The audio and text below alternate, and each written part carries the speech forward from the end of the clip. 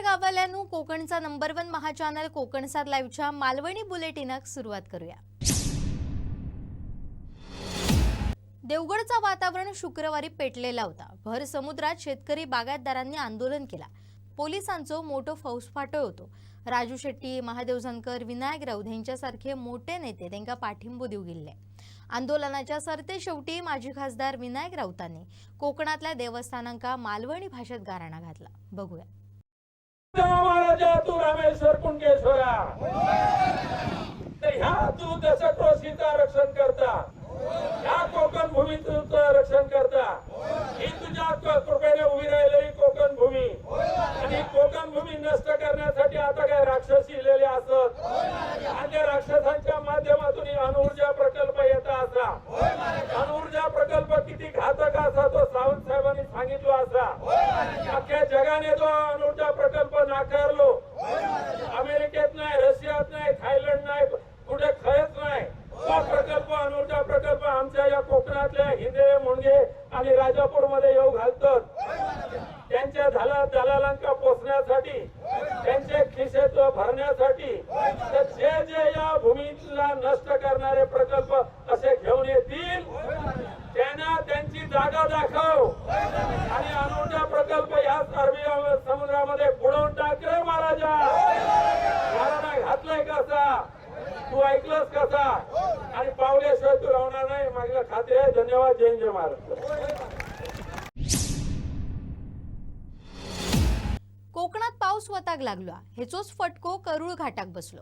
शुक्रवारीच मोठी दरड हय कोसळली। ह्याच्यामुळे तळेरे कोल्हापूर राष्ट्रीय हायवेचो रस्तो 2 तास बंद झालो। काही वेळान अर्धी दरड हटवून हैसून एका बाजून रस्तो सुरू केल्याने कोकणात सध्या पाऊस डोळे झाकान वत्ता। तेचोच परिणाम वैभववाडीच्या करूळ घाटार झालो। या घाटात शुक्रवारी मोठी दरड कोसळली। माती आणि दगडाचो ढीग रस्त्यावर पडल्यामुळे सगळो रस्तो भरान गेलो।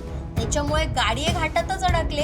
ह्याची खबर गावताच तालुक्याचे मामलेदार सूर्यकांत पाटील, सभापती सिद्धेश रावराणे, पोलीस कर्मचारी आणि राष्ट्रीय महामार्गाचे अधिकारी घटनास्थळावर पोहोचले।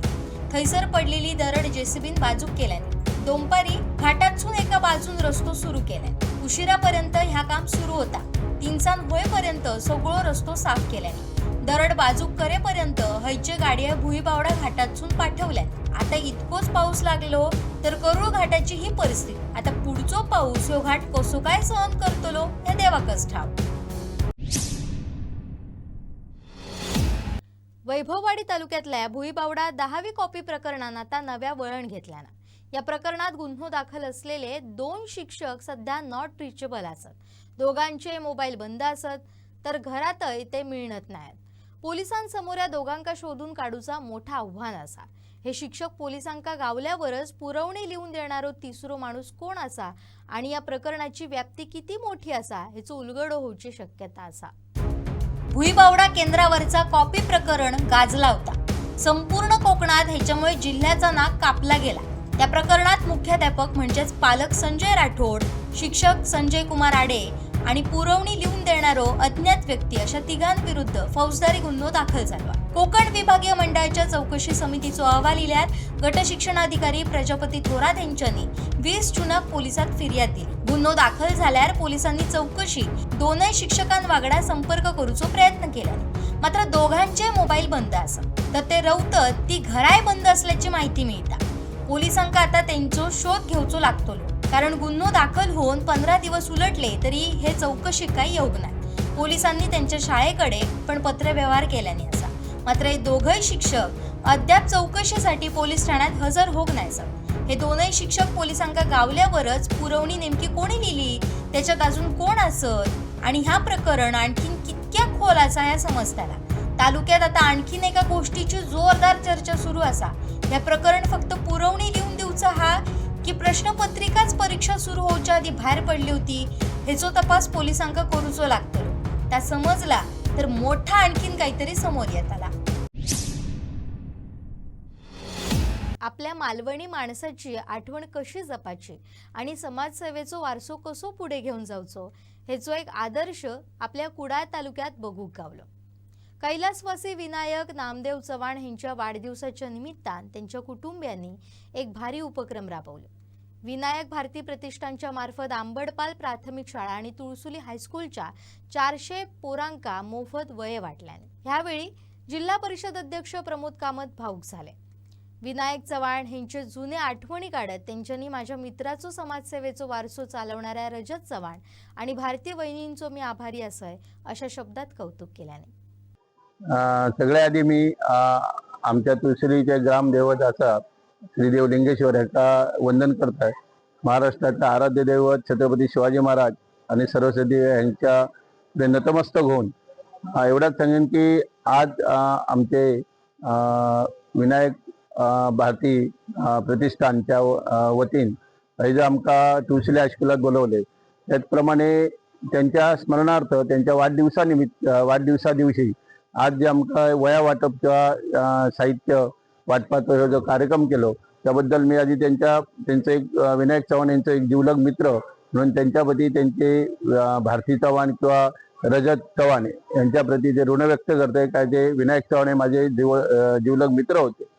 आणि हे सांगान की ह्या शालेय वस्तू वाटप किंवा विद्यार्थ्यांनी दिलेली जे वया असत हे त्यांच्या प्रती केलेला ह्या असा की आपल्या वडिलांच्या स्मरणार्थ त्यांच्या वडिलांची आठवण किंवा वडील त्यांचे एक समाजसेवक होते आणि त्या समाजसेवकच्या भावनेतनं त्यांच्या वडिलांची आठवण म्हणून त्यांनी मुलांक ह्या सगळा दिलेला असा. आणि ह्या आमच्या कार्यक्रमात मी म्हणा आमचे जिल्हा परिषद उपाध्यक्ष आमचे जिल्हा परिषद सदस्य आणि मिलिंदजी नाईक आपले सभापती यांचा सगळ्यांनी सामावून घेतल्याबद्दल जिल्हा परिषदेचं अध्यक्ष म्हणून मी त्यांचे सगळ्यांचे ऋण व्यक्त करतोय. आणि ह्या मुख्याध्यापकांनी किंवा त्यांच्या सर्व स्टाफनी या कार्यक्रमात सहकार्य केल्याबद्दलचा त्यांचे आभार व्यक्त करतोय. सरकारान दशावतार कलावंतांका न्याय देऊचो असा गाराणा दशावतार कलाकारांनी घातला. बघूया. सांस्कृतिक मंत्री आशिष शेलारजी यांच्याकडे गेल्या जुलै महिन्याच्या स्टार्टअपला म्हणजे कालची 2 तारीख 1 वर्ष पूर्ण झालं. आशिषजी शेलार साहेबांबरोबर श्रीयुत नारायण राणे माननीय नारायण राणे आणि आम्ही संघटनेचे पदाधिकारी तसंच मुंबई संघटनेचे अध्यक्षांनी भेट घेतली होती. त्यावेळी आमच्या मागण्या मागितल्या होत्या की पहिली मागणी होती की ओळखपत्र सर्व कलाकारांना मिळावं आणि तेच ओळखपत्र शासनाच्या प्रत्येक गोष्टीसाठी ग्राह्य धरणं गरजेचं आहे. दुसरी आमची अट होती की कलाकारांना जे पॅकेज मिळतंय ते कलाकारांच्या अकाउंटवर येत नाही, त्यामुळे डायरेक्टली कलाकारांच्या अकाउंटवर डीबीटी प्रणालीद्वारे वितरण करण्यात यावं. त्याबरोबर अट होती की सिंधुरत्न वगैरे या अनेक योजना आहेत, या योजनांच्या माध्यमातून सुद्धा कलाकारांना त्यांच्या अंगावर असणारी ड्रेपरीसाठी खर्च पुरवण्यात यावा. अशा प्रकारच्या आमच्या आमच्या मागण्या होत्या. त्यावेळी सांस्कृतिक मंत्री आशिषजी शेलार साहेबांनी आम्हाला शब्द दिला 2 महिन्यात पूर्ण होणार, पण आजपर्यंत अद्ययावतो या अटी मान्यत्वात झालेल्या नाहीत, याची कुठलीही अंमलबजावणी झालेली नाही.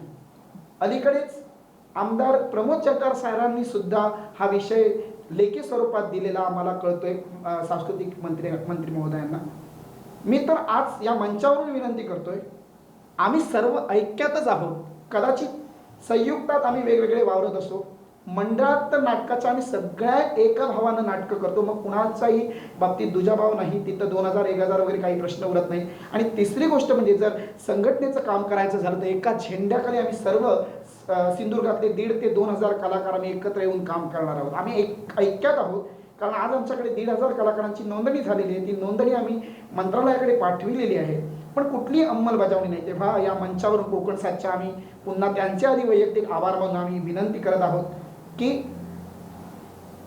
प्रत्येक सिंधुदुर्गातील प्रत्येक पक्षाचे प्रत्येक शाखा प्रमुख म्हणा किंवा प्रत्येक प्रतिनिधी अधिकारी या सर्वांनी व्यक्तींनी या दशावताराला न्याय देण्यासाठी आपल्या लोकप्रतिनिधींना सांगणं गरजेचं आहे. त्यासाठी या मंचावरून पालकमंत्री नितेशजी राणे साहेब, तसंच आमदार निलेशजी राणे, आमदार दीपकभाई केसरकर, सन्माननीय आमदार प्रमोदजी जटार साहेब, या सर्वांना आमची कळकळीची विनंती आहे की सांस्कृतिक मंत्री महोदय आशिषजी शेलार हे आपले कोकणातील आहेत म्हणतो होता, पण मग या दशावतार कलेच्या कलावंताकडे लक्ष देणं फार गरजेचं आहे.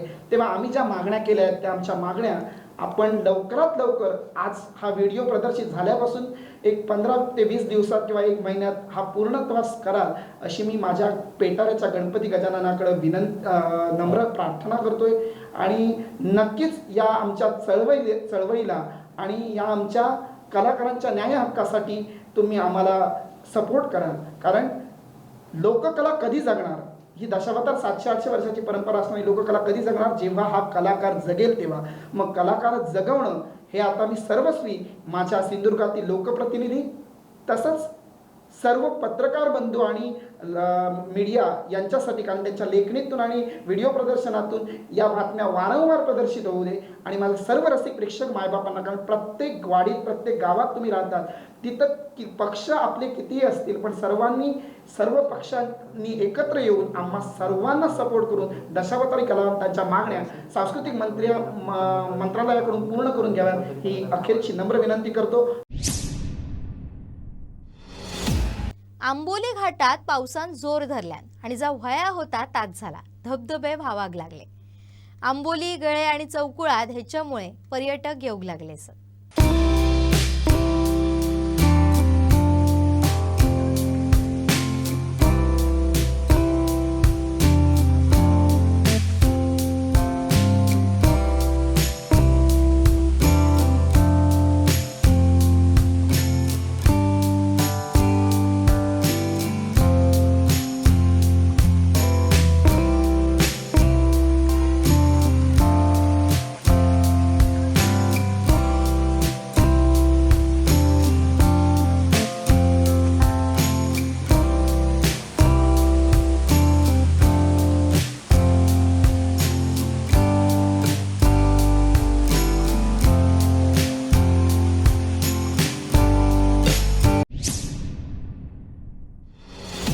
कोकणात आता तरवो लावची कामं सुरू झाली असत. बायल माणसा शेतात राबराब राबत असत.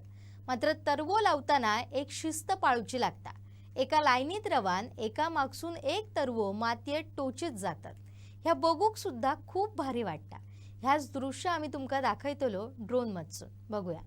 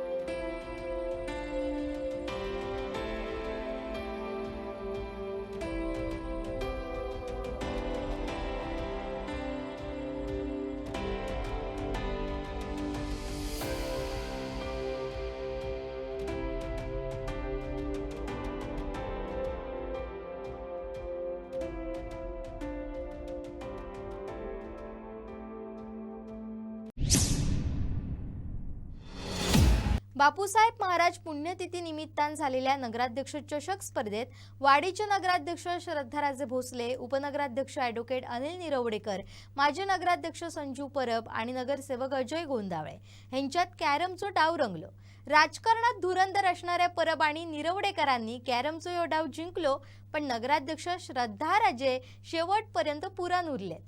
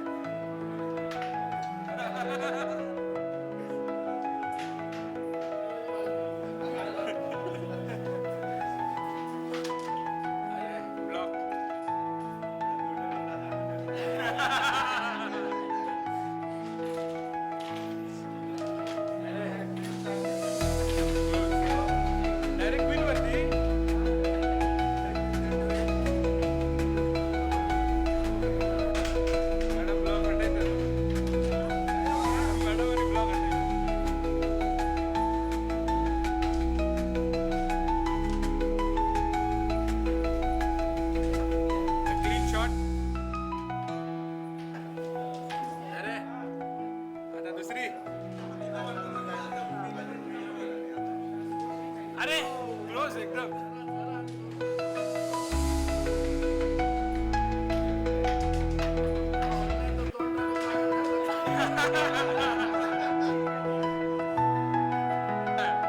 म्हणजे फक्त क्वीनच्या बाकी आहे.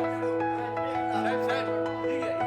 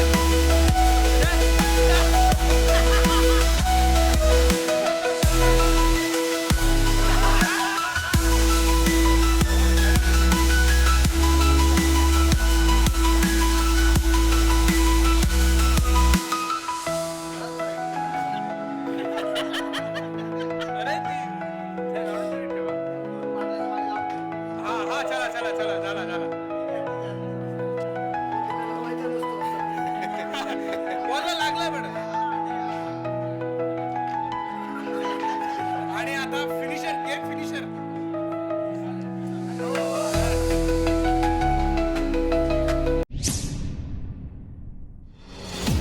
आता हयच थांबतो. पुन्हा भेटाय रविवारा मालवणी बातमी घेऊन. तवसर बघत रवा कोकणचं नंबर 1 महा चॅनल कोकण सात लाईव्ह.